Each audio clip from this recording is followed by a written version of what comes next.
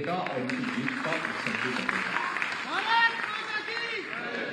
आप अनुमान करिए, अगर पिछली बार भी मतदान का प्रतिशत बढ़ा होता, कोई ताकत राघव लखनपाल को हरा नहीं सकती थी। और इसीलिए मैं आपसे आह्वान करने के लिए आया हूं कि सबसे पहले मैं आप सबका ही आह्वान करने के लिए आया हूं। हम चुनावी सभाओं में आएंगे क्योंकि आपके वोट की कीमत है। आप सोचिए, आपका एक वोट कैसे प्रभावित करता है।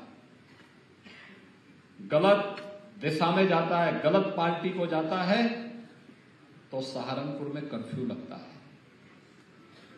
और मोदी जी के साथ जाता है तो कावड़ यात्रा भी निकलती है।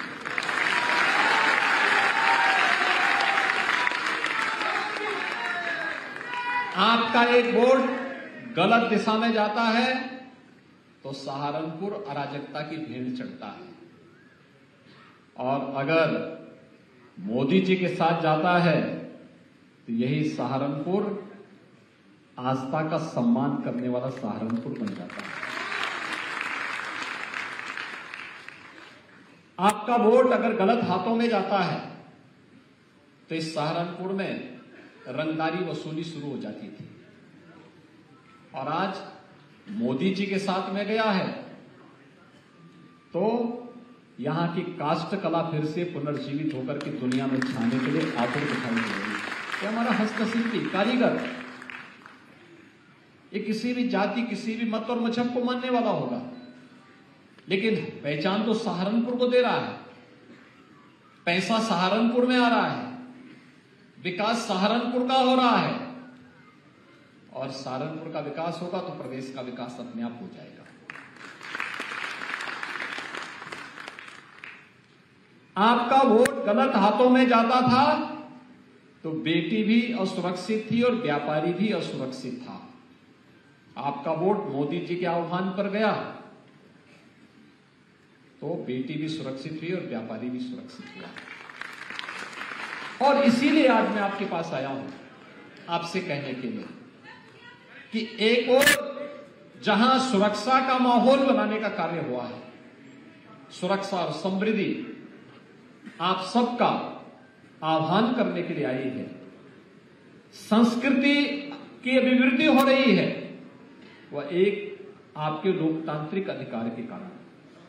आपका लोकतांत्रिक अधिकार आपको तय करना होता है कैसे इसका इस्तेमाल करना है।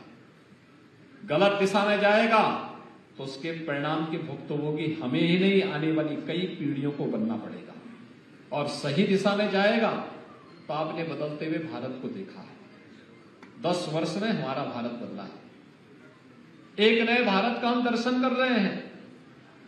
एक नया भारत, दुनिया के अंदर भारत के पासपोर्ट की कीमत बढ़ी है, भारत का सम्मान बढ़ा है। 140 करोड़ का भारतवासी आज दुनिया के अंदर कहीं जाता है तो सम्मान के साथ देखा जाता है, और नहीं तो 2014 के पहले भारत के नागरिकों को शक की निगाहों से देखा जाने लग गया था। शक की निगाहों से देखा जाता था। ये शक की निगाहों से देख करके देश के माहौल को जिन लोगों ने खराब करने का प्रयास किया था उस समय, ये वही लोग हैं जो लोग जाति के नाम पर वोट तो लेते थे लेकिन अव्यवस्था पैदा करते थे देश के अंदर।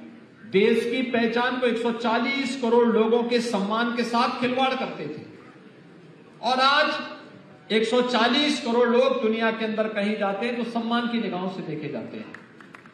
ऐसे ही देश की सीमाएं 14 के पहले असुरक्षित थी, आज देश की सीमा पूरी तरह सुरक्षित है।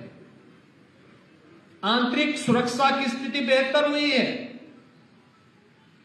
बचपन में हम लोग एक नारा लगाते थे, भारतीय जनता पार्टी भी और भारतीय जनसंघ भी उससे पहले एक नारा लगाता था, एक देश में 2 प्रधान 2 प्रधान 2 निशान नहीं चलेंगे, नहीं चलेंगे। एक नारा लगता था पूरे देश के अंदर। कश्मीर के बारे में कि जहां हुए बलिदान मुखर्जी वह कश्मीर हमारा है। कारण था क्योंकि कश्मीर में धारा 370 थी और उसका दुष्परिणाम क्या था? उग्रवाद। पत्थरबाजी की घटना से हमारा जवान आहत होता था, घायल होता था। सरकारें आंखों में पट्टी बांध करके मौन रहती थी। तो जवान तो हमारे किसी के घर से गया हुआ जवान है। लेकिन आज आपने बदलते हुए भारत को देखा है। कश्मीर में न केवल धारा 370 समाप्त हुई, बल्कि उग्रवाद और आतंकवाद की समस्या का समाधान भी प्रधानमंत्री मोदी जी के नेतृत्व में हो गया।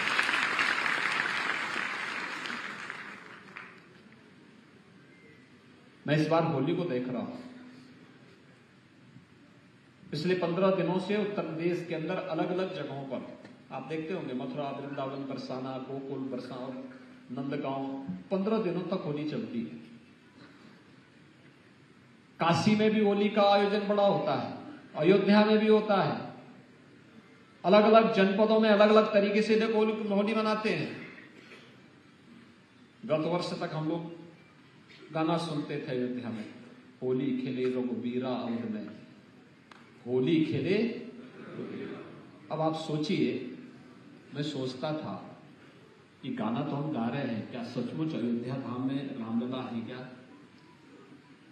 500 वर्षों के बाद पहली बार रामलला ने अयोध्या में होली खेली।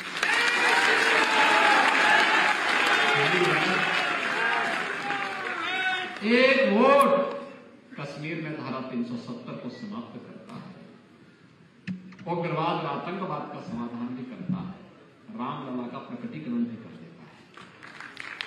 अपने वोट की कीमत से पहचानिए, और यही है देश के अंदर मोदी की गारंटी। जो लोग जाति के नाम पर बांटने के लिए आए थे, जाति के नाम पर वोट ले रहे थे, उनके लिए परिवार पहले है, फैमिली फर्स्ट। लेकिन मोदी जी के लिए 140 करोड़ का भारतवासी ही परिवार है।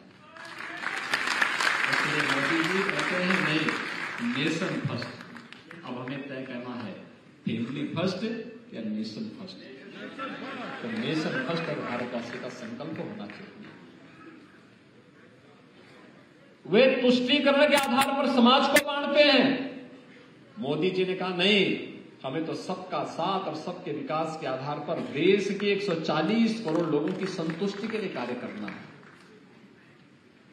उन्होंने जाति के नाम पर बांटा, मोदी जी ने गरीब कल्याण के आधार पर समाज के प्रत्येक तबके को शासन की योजना का लाभ दिया। उन्होंने जाति, संप्रदाय, मत और मजहब के आधार पर विभाजित किया। मोदी जी ने कहा नहीं, हमें विकसित भारत की संकल्पना को पूरा करना है। विकसित भारत, विकसित भारत का मतलब जहां हर भारतवासी के जीवन में खुशहाली होगी, हर भारतवासी खुशहाल होगा, हर नौजवान के हाथ पे कार्य होगा, उसकी आजीविका की पुख्ता व्यवस्था होगी, हर व्यापारी सुरक्षित माहौल में अपना व्यापार कर पाएगा, उसके व्यापार में उन्नति होगी, हर हस्तशिल्पी और कारीगर को उसकी हुनर का सम्मान प्राप्त होगा, हर उद्यमी को ईज ऑफ डूइंग बिजनेस के माध्यम से व्यापार और उद्योग लगाने की पूरी स्वतंत्रता होगी। देश और दुनिया के अंदर अपने प्रोडक्ट को पहुंचाने के लिए एक बेहतर कनेक्टिविटी होगी। इस प्रकार का माहौल देने के लिए आज मोदी जी ने इस प्रकार का माहौल भारत के अंदर बनाया है। दुनिया भारत की ओर देख रही है, लेकिन विघटनकारी और विभाजनकारी ताकतें भी उतनी ही तेजी के साथ प्रहार करने के लिए आतुर दिखाई दे रही है। और इसलिए ये उम्मीद करना कि राघव लखनपाल हर घर घर जा पाएंगे, हर गांव गांव जा पाएंगे, चुनाव के दौरान संभव नहीं हो पाएगा। आपको सबको राघव लखनपाल बनना पड़ेगा। मोदी जी और हमारे प्रतिनिधि के रूप में घर घर जाना पड़ेगा। और इसीलिए सबसे पहले मैं समाज के विभिन्न तबके के नेतृत्व वर्ग का आह्वान करने के लिए ही आया हूं। और यही मोदी की गारंटी है, विकसित भारत। मोदी की गारंटी है। इसका मतलब 12 करोड़ अन्नदाता किसानों को किसान सम्मान निधि। मोदी गारंटी का मतलब 4 करोड़ गरीबों को सिर ढकने के लिए प्रधानमंत्री आवास योजना,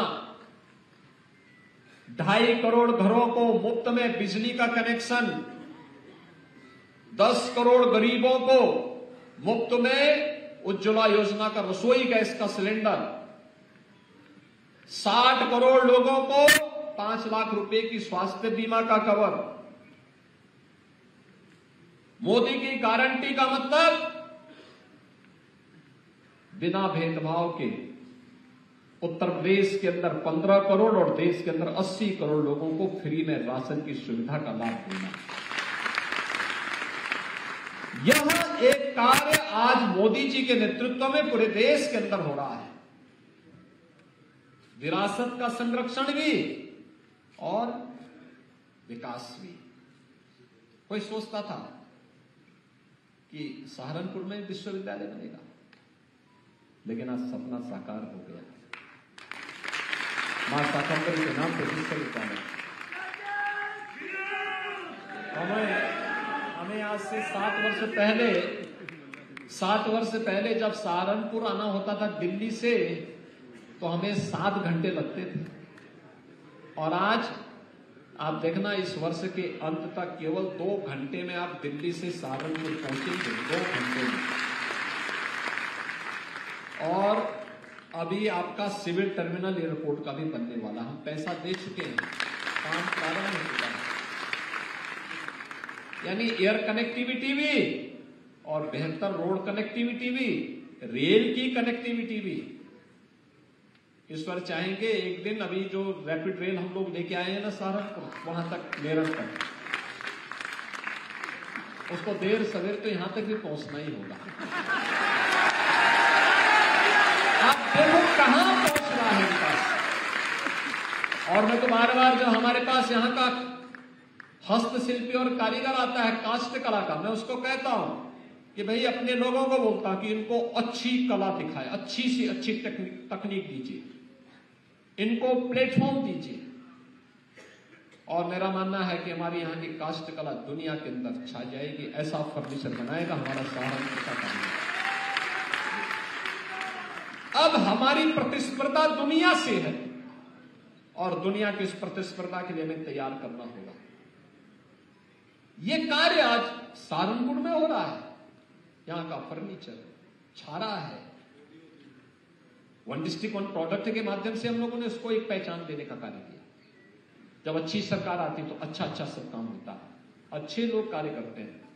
और हमने सुरक्षा की पुख्ता व्यवस्था की। ATS का सेंटर हमने बनाया है यहां पे आपका देवबंद में।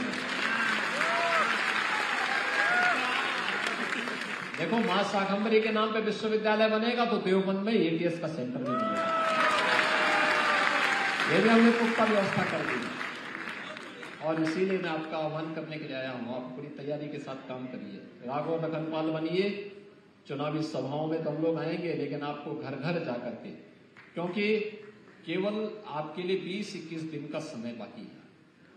20-21 दिन के अंदर आप यहाँ के चुनाव का परिणाम, और मैं चाहता हूं पिछली बार का बदला लेने का अवसर आपके पास है।